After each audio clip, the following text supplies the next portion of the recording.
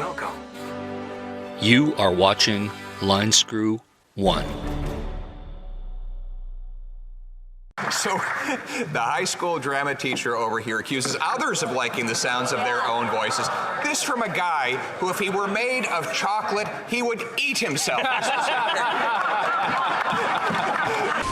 This is a villa that rents out commercially for as much as $9,000 per night. If any other Canadian had stayed there, that's what they would have to have paid, and they would have to pay for their own airfare, not having a private jet.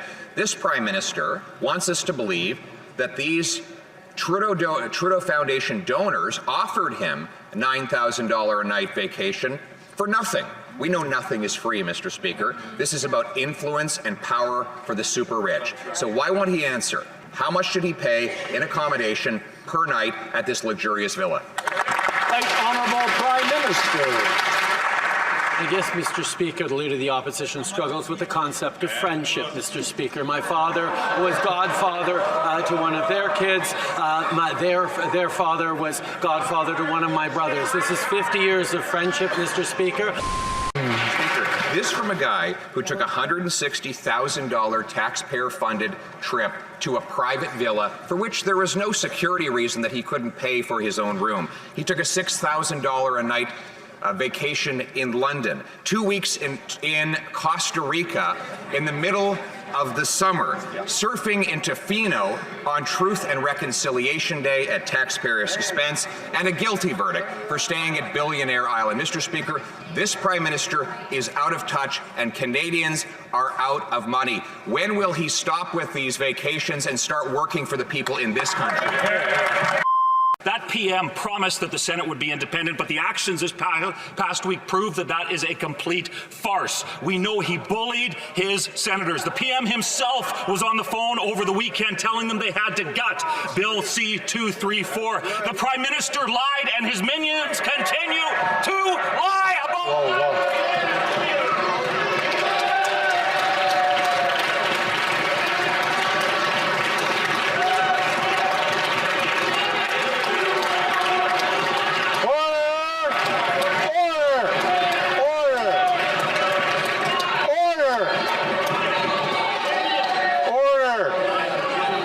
The honourable member who got here at the same time I did knows full well that you can't use that word. I would say the honourable member should retract that and apologize. The honourable member Battle River Crowfoot. Mr. Speaker, I will not apologize to that Prime Minister when he continues to lie about the independence of the Senate. I'm asking the honourable member to apologize for the second time and retract that word. The honourable member knows full well you cannot use that word in this chamber. So this is the last opportunity. The honourable member of Battle River Crowfoot, will you be retracting that? It's the truth. It's the truth. I will not apologize to the Prime Minister, Mr. Speaker. Mr. Couric, would you mind leaving us today?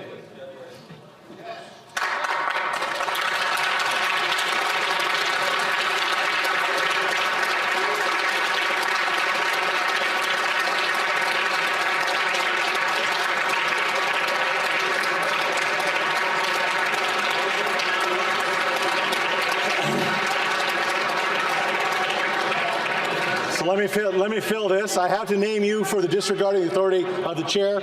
Pursuant to the authority granted by me, Standing Order 11, I order you to withdraw from the House from any participation by video conference for the remainder of this sitting day. But he did leave. They were busy trumpeting their idea of a affordable food program for kids, and then we found out that there's no food in the program. Exactly. We found out what the program does. It doesn't provide a single dollar for food. Here's what it does, and I've got it right from the bill. The minister must, in consultation with the Minister of Health, representatives of the provincial governments responsible for health and education, other relevant stakeholders in the fields, and representatives of Indigenous governing bodies, develop a national framework to establish a school food program. So let's just walk through all the steps. Because we know that normally in the real world, the shortest distance between 2 points is a straight line, but there were many points that were unrelated to kids actually having food in their bellies. One, that one minister would consult with another federal minister, who will consult with provincial ministers, who will consult with stakeholders, which is code for lobbyists, who will then develop a national framework to establish a school food program. So I note that the bill actually didn't provide a single dollar to source anything of nutritional value. Not a single calorie of nutrition is funded by the bill. So it doesn't feed kids, it feeds bureaucracy. Liberal Speaker has taken the fall for this massive international shame and embarrassment. But the Prime Minister's protocol and intelligence units had the right to ask for the list of all those who would be present and recognized around a war leader from a country that is trying to defend its freedom from not only an invasion, but a propaganda war. The Prime Minister did not carry out that responsibility, and now our nation's reputation is in tatters. Will he stand up and apologize to Canadians, to the Jewish community, to the Ukrainian people, and to the entire world for this mess that he helped create? The Honourable Government House Leader. I feel that I have to remind the Leader of the Opposition this, although he knows it very well himself, that the Speaker of the House of Commons is independent. He is voted upon by all of the members of Parliament, and he is the Speaker of all parliamentarians. Mr. Speaker, we know, and the Leader opposite knows, that this was the decision solely of the Speaker of the House of Commons. He chose to invite this individual. He chose to recognize him without informing the government or the Ukrainian delegation. This was highly embarrassing. I accept his resignation, and I'm glad that he did it. The Honourable Leader of the Official Opposition. Has there ever been a greater diplomatic embarrassment in the history of our country? I mean, literally. In coffee shops and gyms and businesses and boardrooms around the world, people are reading about this massive and shameful disgrace that unfolded under the watch of a Liberal Speaker and a Liberal Prime Minister. And yet, he can't even show up for work. Where is he, and why is he hiding under a rock today?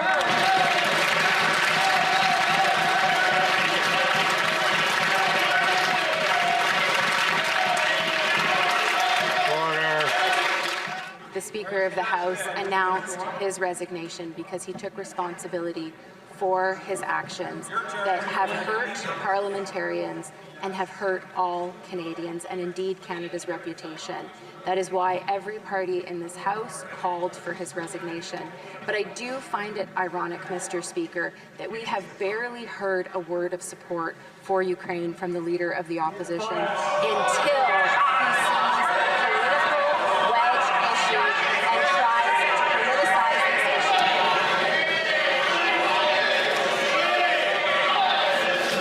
Order.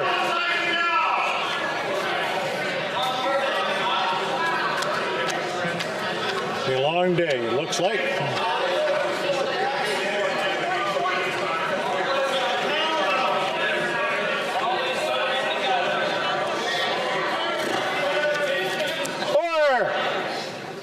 The Speaker of the House took the fall, and the Prime Minister continues to blame everyone else. A full-blown international embarrassment for our country, for our allies, and for everything this nation did to defeat the Nazis. An actual Nazi invited to the House of Commons, welcomed, and celebrated as a hero. And a government that vetted everyone here. The PM has called Canadian citizens Nazis. Will he muster the courage and stand up on his feet today and take responsibility? The Honourable Government House Leader. Minister who is now whispering was louder when she also painted Canadians as Nazis, and she can't bring herself to apologize for an actual Nazi this government vetted. Worse even, she tried to strike it from the historical record of this House as if it never happened. A descendant of Holocaust survivors distorting the Holocaust. You should be ashamed of yourself. I don't know how many...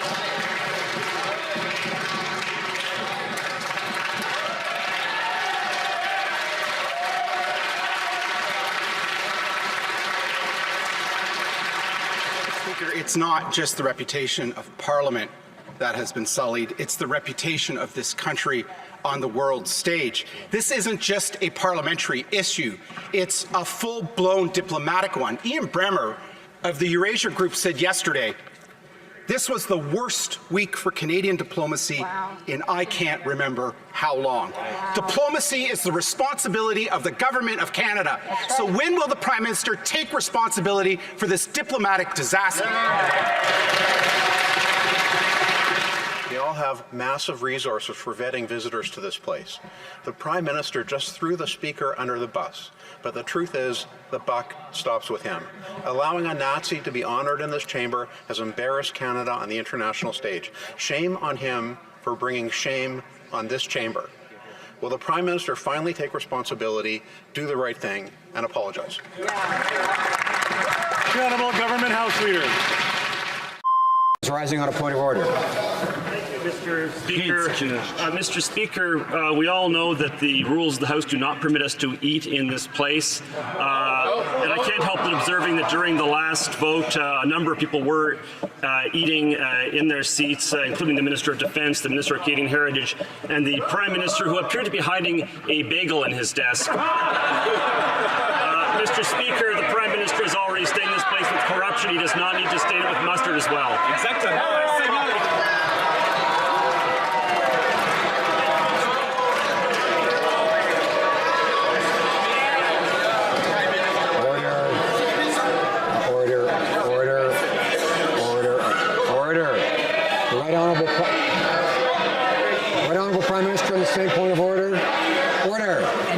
Speaker, I apologize. It was a chocolate bar, but I apologize. Thank you, Mr. Speaker. Thank the honourable member for Lanark, Frontenac, Kingston. And I remind members that food is not permitted in the chamber. Now know from intercepted phone calls that the Chinese consulate sought to influence this Prime Minister by making a $140,000 donation to the Trudeau Foundation, a donation that was arranged and signed off on by the Prime Minister's own brother. This was for the specific purpose of influencing the Prime Minister's decisions as Liberal leader and eventually Prime Minister. Does the Prime Minister really expect us to believe he has never discussed the Trudeau Foundation with his brother since that donation? The Honourable Prime Minister. Mr. Speaker, as I have said, I have had no engagement, direct or indirect, with the Trudeau Foundation in close to 10 years. And that includes not knowing about what donations are taking, what decisions they're making, or what my brother is doing on the foundation. I have made that decision 10 years ago to not engage with the foundation, and that is what we have all been consistent with. The Honourable Leader of the Opposition.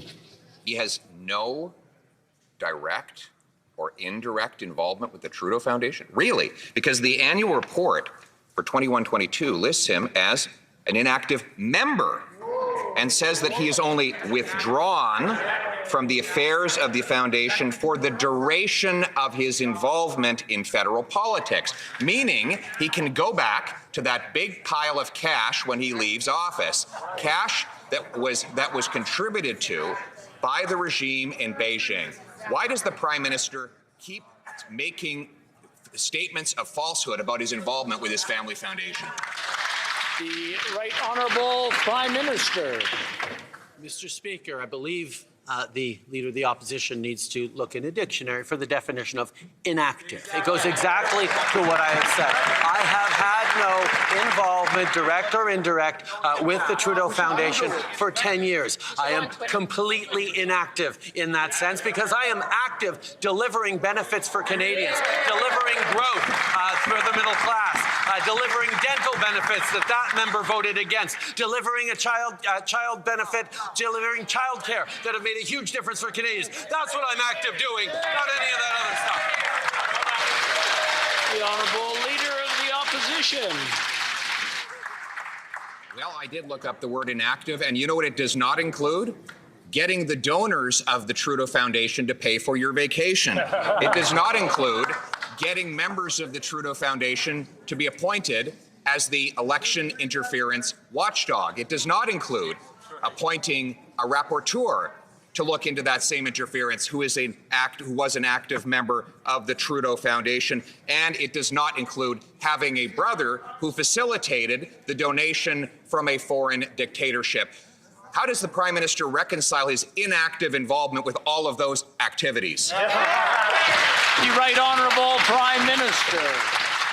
Speaker, viewers watching at home may be surprised to see the extent to which the Leader of the Official Opposition is choosing to focus on me. When they are worried about affordability, they are worried about growth, they are worried about health care, when we are moving forward with a budget that delivers a grocery rebate to Canadians, that delivers health care, that delivers dental care, that delivers a plan for great jobs for the middle class for the coming years, and that member and his entire party will be voting against that budget that helps Canadians tonight. Shame on them, Mr. Speaker. We should be helping Canadians here. That's not what he's doing. Honourable Leader of the Opposition. What he's doing is helping himself to Trudeau Foundation donor money, helping himself by using the influence that his office gives to indirectly generate donations to the Trudeau Foundation. And speaking of that, his brother was the one that orchestrated the donation from the Beijing dictatorship to the Trudeau Foundation. He personally attended the announcement of the donation, and it's his name that signed the agreement for the donation. So once again, has the Prime Minister discussed the Trudeau Foundation with his brother since that donation was received? Yes, Mr. Speaker, I was a high school teacher before getting into politics, and I'm having a little trouble remembering what exactly the job that the Leader of the Opposition had before getting into politics. Yes, and he left right in the middle of the semester, and I'm having trouble remembering why. Leader of the Opposition continues on his personal and his partisan attacks. We're going to continue to deal with... I'm sorry. What part, I have a question for all of you to reflect on. I don't want anybody to shout the answer out. This is not a question I want an answer. What part of, while somebody is speaking, we sit quietly and listen, do we not understand? Write me an email if you want, once we're done, and you can explain to me, because I don't understand that. Prime Minister promised that Wednesdays would be Prime Minister's question period. His public itinerary indicates he's in Ottawa, and he was even spotted in the building. So the question is for the Prime Minister about the carbon tax chaos he has unleashed. He's paused the tax on some heat for some people, leading the government of Alberta to threaten a lawsuit, the government of Saskatchewan to threaten not to collect the tax, NDP provincial parties in the West even turning against it, and some First Nations saying the entire thing is illegal. Will he reverse all of this chaos and just axe the tax? Mr. Speaker, let's actually bring the temperature down and talk about exactly what we've done here. We've accelerated the replacement of home heating oil for heat pumps. The question was for the Prime Minister. Right. He has unleashed carbon tax chaos across the country. After saying he would never bend, he backed down because I kept beating him in these debates in the House of Commons. And he put a 2-year pause on some heating oil for some people, causing Saskatchewan to threaten not to collect the tax, Alberta to threaten a lawsuit, 6 provinces coming out against the plan, First Nations saying it's illegal, If he's so proud of himself and what he's done, then why won't he stand up now and defend it? The honourable leader of the opposition seems to be too busy patting himself on the back to actually do his homework. At the end of the day, heating oil costs anywhere between 2 and 4 times the price of natural gas. It is a particular driver of energy poverty in this country. We have taken steps forward to improve affordability by enabling the implementation of heat pumps, which will save people up to $2,500 a year, but doing so in the context of a plan to fight climate change, something again that the leader of the opposition has done nothing about in the years since he became the leader of the opposition. Badly for that Liberal minister who's been abandoned by his leader, who the leader of their government won't even stand and defend his own decisions. We know that on Thursday, he suddenly, after having his door beat down by terrified Liberals about to lose their seats, decided to flip-flop and bring in a temporary pause on attacks until after the election, dividing Canadians once again into 2 different classes.